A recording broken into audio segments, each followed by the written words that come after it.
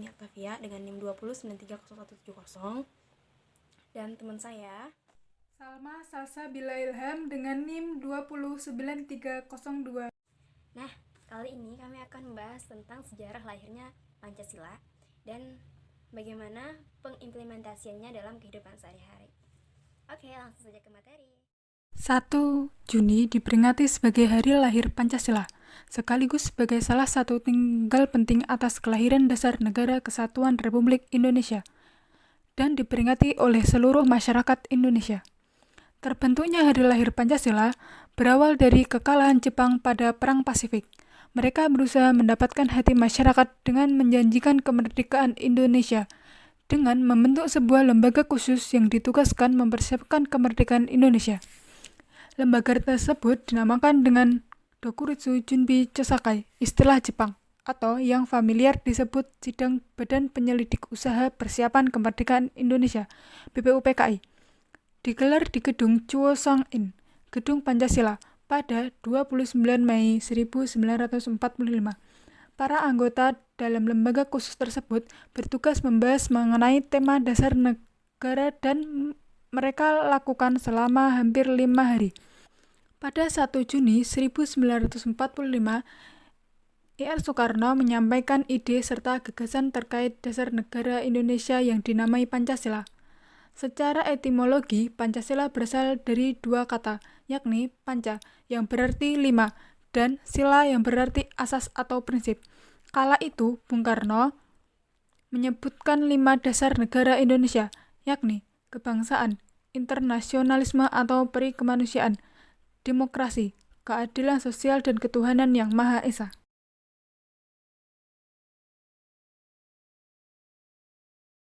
Pancasila adalah pilar ideologis negara Indonesia. Jadi, Pancasila sebagai dasar dan pedoman yang kuat untuk mencapai tujuan negara Indonesia. Nama Pancasila berasal dari bahasa Sanskerta, yang terdiri dari dua kata, yaitu panca, yang berarti 5, dan sila, yang berarti prinsip atau asas.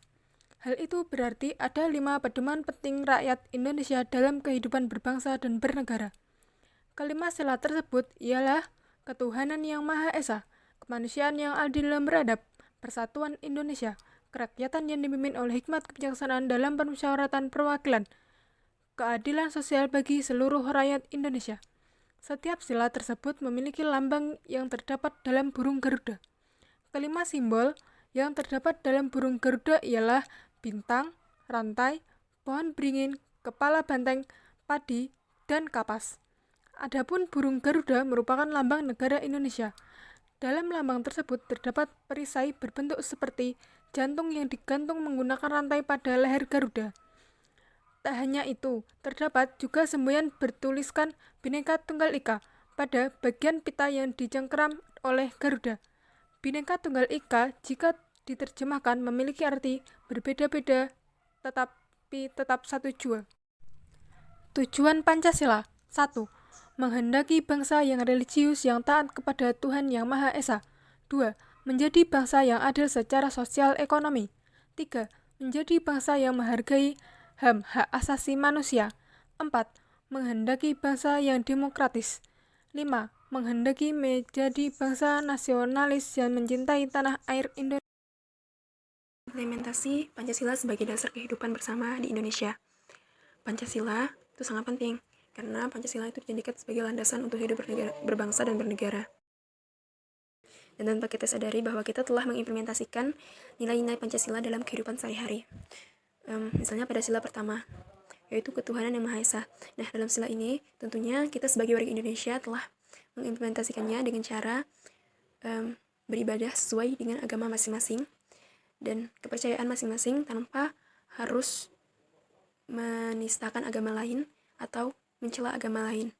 Dan kita senantiasa menjunjung tinggi kerukunan antar umat beragama. Sila kedua, kemanusiaan yang adil dan beradab. Nah, pada sila ini kita sebagai warga Indonesia tentunya memiliki hak yang setara dalam pemenuhan kesejahteraan.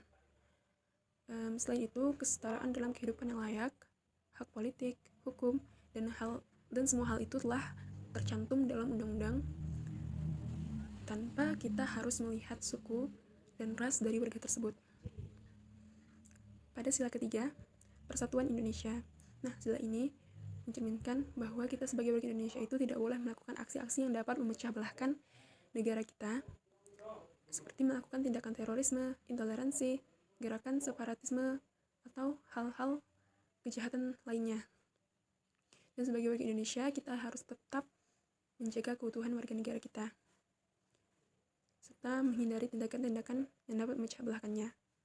Nah, pada sila keempat, yaitu kerakyatan yang dipimpin oleh hikmat kebijaksanaan dalam pemusyawaratan perwakilan. Pada sila ini, bahwa kita harus senantiasa menghormati pendapat orang lain dan tanpa harus menyalahkan atas pemikiran orang lain tersebut. Misalnya pada pemilihan kepala desa. Nah, apabila pilihan kita tidak menjadi pemimpin, maka kita pun harus bersikap legowo dan demokratis dalam menanggapi hal tersebut, sehingga hal tersebut tidak sampai ke jenjang Mahkamah Konstitusi, seperti halnya yang kita ketahui bahwa apapun keputusan yang telah dirundingkan bersama, kita harus bersikap legowo, rendah hati, dan senantiasa lapang dada menerima apapun hasilnya. Dan sila kelima, keadilan sosial bagi seluruh rakyat Indonesia. Nah, pada sila ini dapat dilihat bahwa tujuannya adalah agar warga Indonesia itu mendapatkan kesejahteraan dan keadilan yang merata.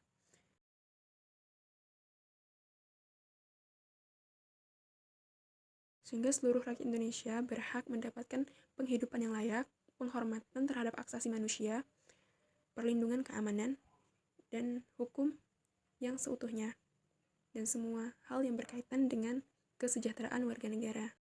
Dapat kita ketahui, meskipun banyak orang maupun pihak yang ingin memecah belahkan negara kita dengan mengganggu nilai-nilai Pancasila, kita sebagai warga Indonesia sebaiknya senantiasa berpegang teguh dan menyatukan Indonesia ini yang sangat luas dengan nilai-nilai Pancasila, sehingga